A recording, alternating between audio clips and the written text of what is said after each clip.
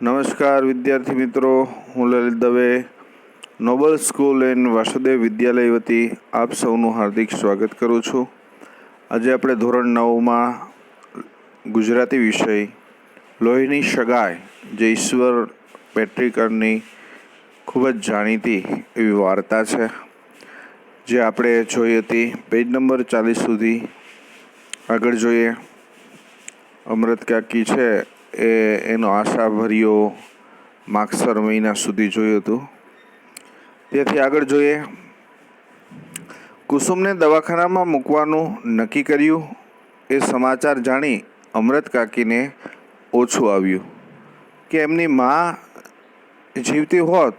જે ગામમાં બીજી દીકરી છે એ ગાંડી થઈ ગઈ હતી, તો એ લોકોએ નક્કી કર્યું કે એમને દવાખાને મૂકી આવી. એટલે થોડુંક એમને દુઃખ થાય છે કે કદાચ જો એમની મા જીવતી હોત, એમની મા નહોતી જીવતી હોત તો એને દવાખાને મૂકવા ન દેત. મા વગર બધું સૂનું કહ્યું છે તે ખોટું નથી. એ સાથે પોતાની આંખ મીચાતા મંગુને પણ ભાઈઓ દવાખાને મૂકી આવતા હોય એવું દ્રશ્ય એમને કંપાવી ગયું. પહેલા મહિનાને અંતે કુસુમને સારો ફાયદો થયો તેવા સમાચાર આવ્યા. એને બાંધી મૂકવી પડતી તે હવે જે છૂટી ફરે છે, છતાં તોફાન કરતી નથી. જાડો પેશાબનું પૂરેપૂરું ભાન આવ્યું છે. ગાંઠ પણ રહ્યું હોય તો ફક્ત આખો દિવસ એ ગાયા કરે છે, એટલું જ. એ પણ બીજા મહિનામાં મટી જશે એવો ડાક્ટરે અભિપ્રાય આપ્યો હતો. બીજે મહિને કુસુમને મટી ગયું, છતાં એકાદ મહિનો રહ્યો તો સારું એવી ડાક્ટરની સલાહથી એને ત્રીજો મહિનો રાખવામાં આવી હતી. એ ઘરે આવી ત્યારે આખું ગામ એને જોવા ઉમટ્યું હતું. સૌથી મોખરે અમૃત કાકી હતા. કુસુમને પૂરેપૂરી જે ડાઈ થઈ ગયેલી જોઈ અમૃત કાકીને દરેક સલાહ આપતા મંડી ગયું. કાકી, તમે મંગુને એક વખત દવાખાનામાં મૂકી તો જુઓ, જરૂર એને મટશે. અમૃત કાકીએ જિંદગીમાં પહેલી વખત દવાખાનાનો વિરોધ ન કર્યો. બીજે દિવસે એમણે કુસુમને પોતાને ઘેર બોલાવી એને પાસે બેસાડી દવાખાનાની હકીકત પૂછવા માંડી. નર્સ કે ડાક્ટરોને કોઈ જે ગાંડા તમાચા મારી જાય તો પણ એ લોકો એના ઉપર ખીજાતા નથી કે એને જે મારતા પણ નથી. એ જાણી એમને દવાખાના ઉપર શ્રદ્ધા વધી. નવી આશા જન્મી કે મંગુના કરમમાં જે દવાખાનામાં જવાથી મટે એવું લખ્યું હશે, તોય કોને ખબર. આટલા ઉપચાર કરી જોયા, ત્યારે એક વધારે બીજું શું. છેવટે મંગુને દવાખાને મૂકવી એવો અમૃત કાકીએ નિર્ણય કર્યો. એ માટે મોટા દીકરાને ઘેર આવી જવા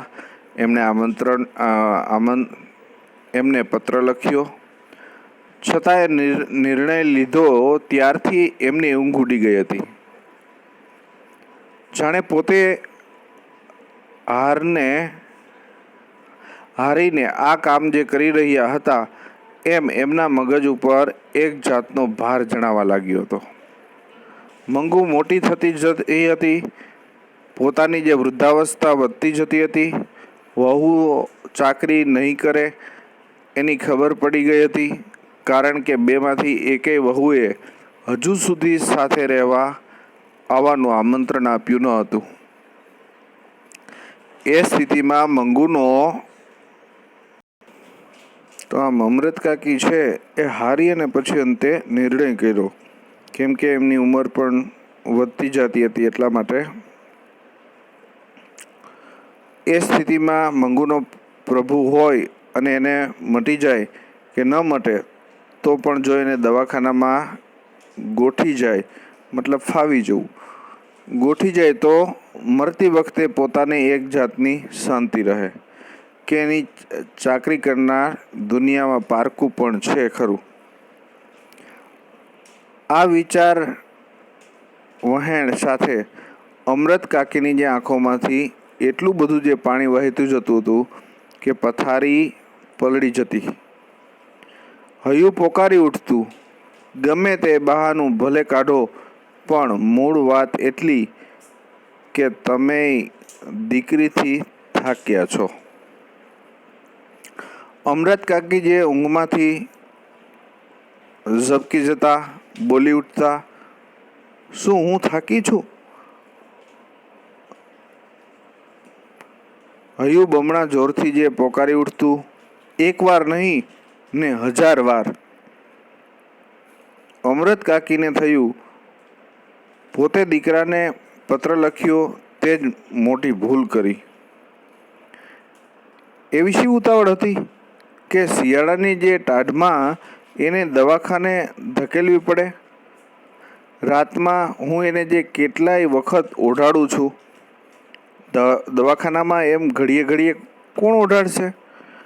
ઉનાળામાં મૂકવાનું રાખ્યું હોત તો ઠીક થાત.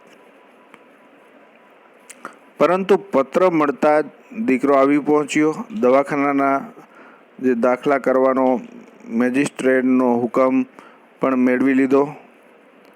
1 અઠવાડિયામાં જ મંગુને મૂકવા જવાનું આવી પહોંચ્યું. અમૃત કાકીને ખાતરી થઈ ગઈ કે દીકરો ગાંડી બહેનને દવાખાનામાં ધકેલી અને વેઠ ઉતારવા માંગે છે.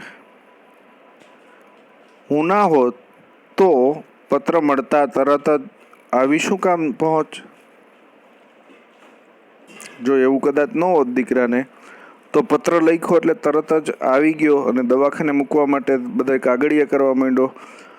જો એવું ન હોત તો એ પત્ર મળતા જ ન આવે, અથવા તો એમ કહે કે નહીં, ના પાડે, અથવા તો અહીંયા મારા ત્યાં ઘરે મોકલી દો.